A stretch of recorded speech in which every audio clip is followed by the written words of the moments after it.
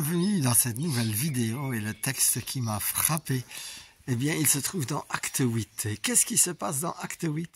Eh bien, les apôtres quittent Jérusalem pour aller en Samarie et en Judée.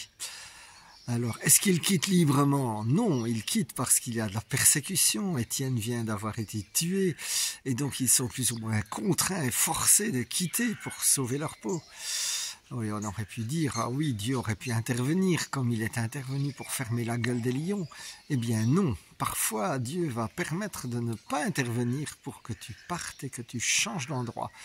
Et en fait, ce qui est intéressant de voir, c'est que dans la suite de ce même acte 8, on voit que Philippe, en Samarie, eh bien, il y a plein de conversions suite à sa prédication.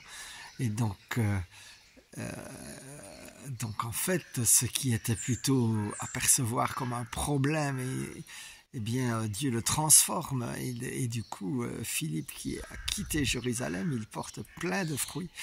Et puis nous allons voir ensuite que Pierre va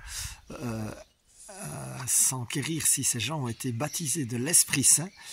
Et puis il les baptise de l'Esprit Saint et l'Église se multiplie. Et là, je voulais vraiment t'encourager en cette période de Pentecôte, parce que c'est vraiment l'Esprit Saint qui va te donner une liberté. Et une liberté et une puissance en même temps dans ta vie de prière va être boostée lorsque tu la confies à l'Esprit Saint.